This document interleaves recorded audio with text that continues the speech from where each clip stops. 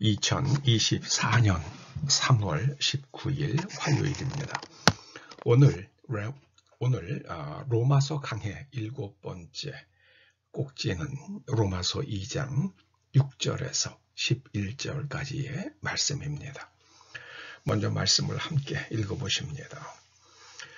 하나님께서 각 사람에게 그 행한 대로 보응하시되 참고 선을 행하여 영광과 존귀와 썩지 아니함을 구하는 자에게는 영생으로 하시고 오직 당을 지어 진리를 따르지 아니하고 불의를 따르는 자에게는 진노와 분노로 하시리라. 악을 행하는 각 사람의 영에는 환난과 곤고가 있으리니 먼저는 유대인에게요 그리고 헬라인에게며 선을 행하는 각 사람에게는 영광과 존귀와 평강이 있으리니 먼저는 유대인에게요 그리고 헬라인에게라. 이는 하나님께서 외모로 사람을 취하지 아니하심이라. 악행과 선행 혹은 악행 대 선행, 그것이 본질이다. 신앙의 본질이란 말씀입니다. 영국의 역사학자들 가운데에 이에치 카라는 사람이 있죠. 그가 쓴 역사란 무엇인가 하는 책은 1960년대, 70년대, 80년대 지금까지도 아주 대학생들이 필독 교양 서적처럼 그렇게 한국에서 읽혀지고 있습니다. 그런데 이 카가 아주 뼛속까지 공산주의자라는 것을 아는 사람은 별로 없습니다. 카가 이 역사란 무엇인가라는 책을 쓴 이유는요, 영국은 전통적으로 기독교 국가이기 때문에 아주 기독교적 세계관을 꽉 가지고 있습니다. 역사를 이끌어 가시는 분은 하나님이시다. 그런 생각을 합니다. 그런데 그걸 흔들기 위해서 역사를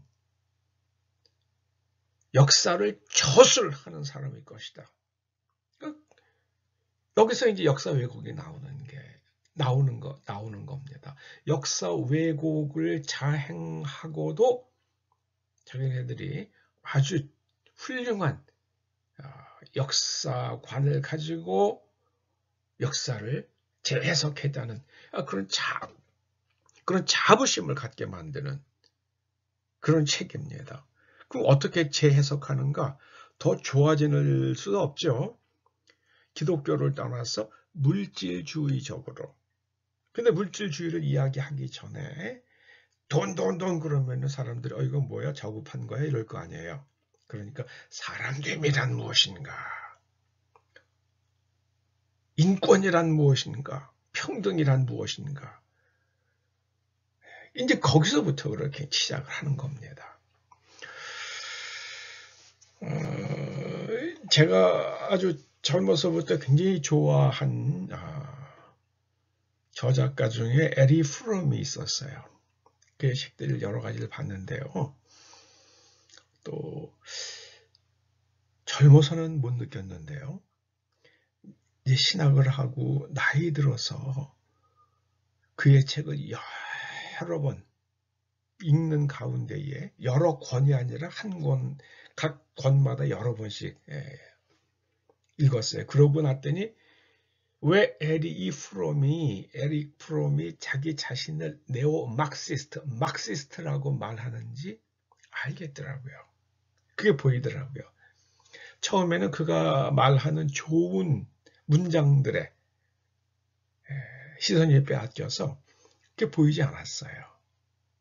그러니까 결국 에릭 프롬의 모든 책은 사람들이 기독교적 가치관과 세계관을 공산주의자들의 세계관과 가치관으로 바꿔주기 위해서 사랑을 이야기하고 사람은 어떻게 존재해야 되는지, 어떤 사람이 되어야 하는지, 그런 말들을 먼저 해가지고 사람들을 그렇게 이제 공산주의자로 이끌어가는, 말하자면 뇌의 내면 구조를 만드는 작업을 한 사람이 이 심리학자인 에릭 프롬입니다. 결국 그 밑바닥에는요, 소유 중심의 인간을 흔드는 것 같은데 그 결과, 그 목적은 뭐냐면은요, 그러니까 다 그냥 내놔, 그겁니다. 많이 소유한다고. 그러면서 이 소유 중심의 사회를 만든 거는 자본주의고, 자본주의 뒤에는 기독교가 있는 거 아니냐, 이런 말을 싹싹 흘립니다. 또 자기 말을 그 소유에 대해서 이야기할 때는 또 기독교 성경 말씀을 살살살 갖다가 돼요. 교활하더라고요. 저는 에릭 프롬의 책에, 요새 에릭 프롬 참 이제 그의 진면목을 제 스스로 발견하고 나니까, 야, 이 사람 제 이거 읽지 말아야겠다, 그런 생각이 듭니다. 여러분, 오늘 하나님께서 말씀하십니다. 사람을 행한 대로 부응하신다. 그래서 참고 선을 행해서 선을 행하면 영광과 존귀와 썩지 아니함을 구하는 그런 사람에게는 영생을 주시고, 당을 지어서 진리를 따르지 아니하고 불의를 따르는 자에게는 진노와 분노로 하시리라. 진노와 분노 속에는 자연재해도 포함이 됩니다. 질병이 포함이 되고요. 잘 나가던 중국이요, 코로나와 자연재해로 완전히 지금 경제가 완전히 박살이 났잖아요. 거기다가 간첩법을 만드니까 뭐 그냥 외국 기업이 거기서 경제 활동을 할 수가 없잖아요. 다 빠져나오죠. 경제가 막 죽어갑니다. 그게 바로 환난과 곤고죠. 그래서 악을 행하는 사람의 영에는 환난과 곤고가 있으니, 이 영어로 번역된 말이요, 푸뉴마가 아니에요. 이거는 푸시케를 번역한 거예요. 그래서 우리 신약 성경에서 영을 번역을 할 때 어떤 영은 푸뉴마를 번역한 거고, 어떤 영은 푸시케를 번역을 했는데, 푸뉴마와 푸시케는 이게 완전히 의미가 다른 말이거든요. 그래서 푸시케는 인간의 정신이라고 딱 번역을 해야 됩니다. 그들의 마음 혹은 정신에는 환난과 곤고가 있으리니. 근데 악을 참, 이 사도 바울이 참 기묘한 관찰을 이렇게 적죠. 당을 지어 진리를 따르지 아니하고 불의를 따르는 자에게는, 조폭도 그렇고 무슨 모든 사람들이, 악을 행하는 사람들은 다 무리지어서 다니잖아요. 형님. 사회생활할 때 형님 하는 사람 꼭 조심하라고 그러죠. 위험한 사람들이라고요.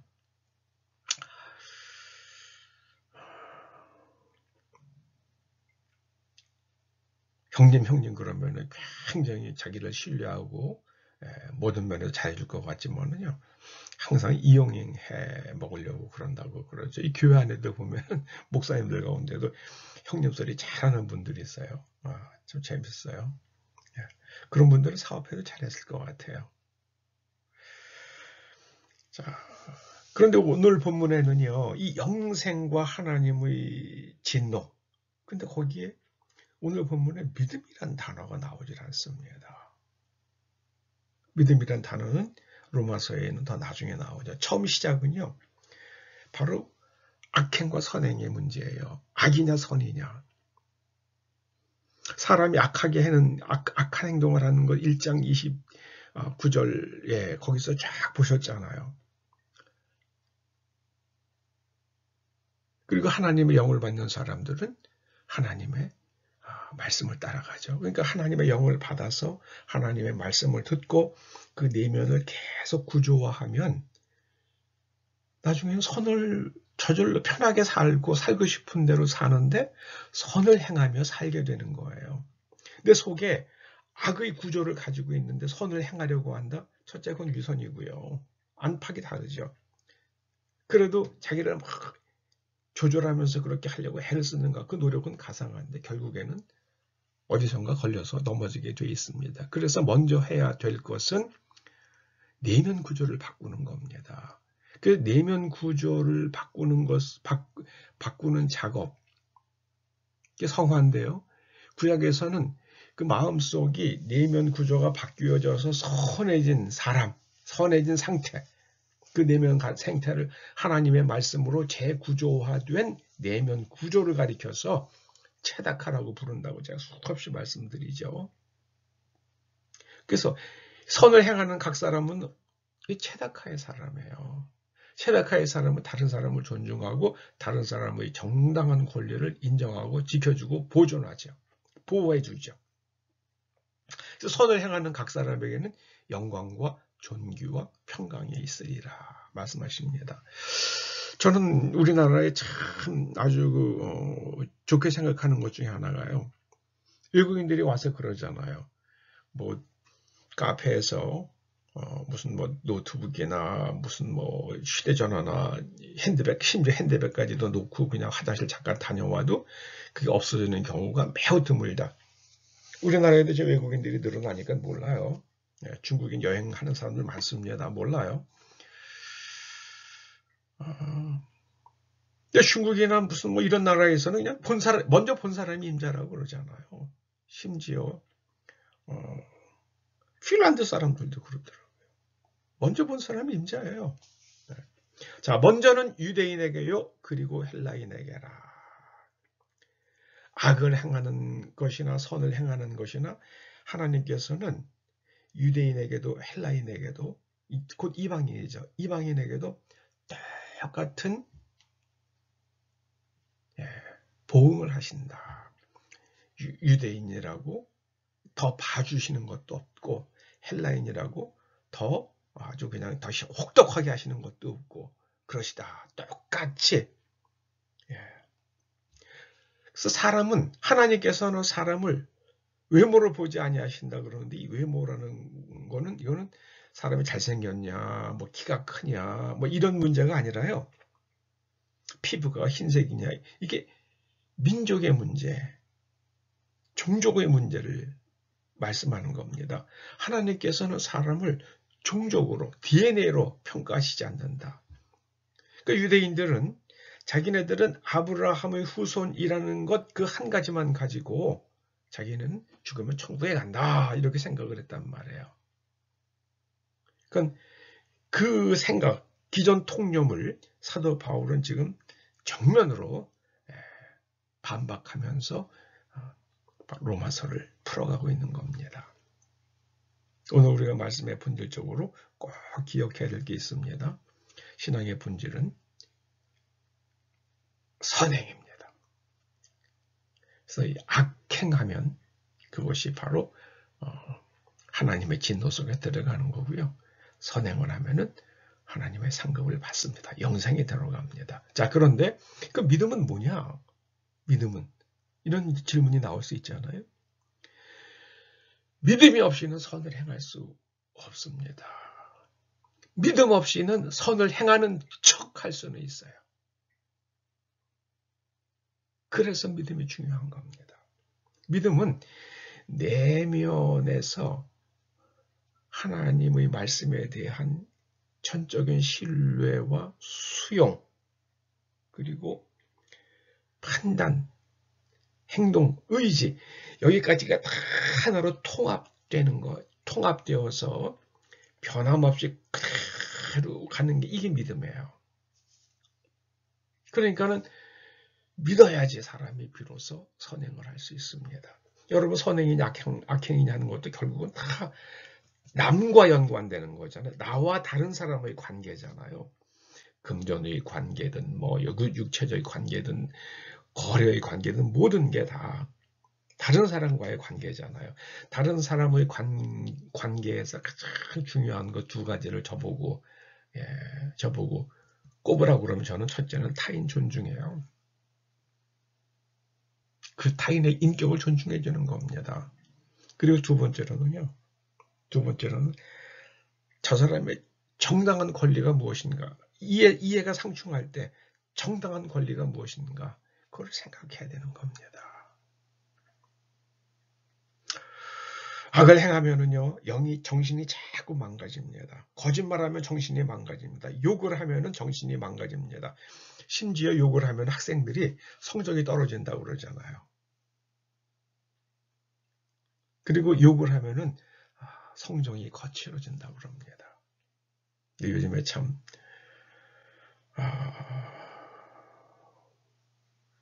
정말 욕 나오는 사람들이 한국에 점점 많아지고 있어서 걱정입니다. 여러분, 이 정신이 망가지면 나라 전체가 다 어려워집니다. 기도하시겠습니다. 아버지 하나님, 저희가 악을 행하다 정신이 망가져서 악인이 되지 아니하고 우리가 하나님을 믿음으로 선을 행하여 하나님과 동행하는 영생의 삶을 살아갈 수 있도록 성령 하나님, 우리의 마음속에, 우리의 정신에, 우리의 영에 기름 부어 주시옵소서.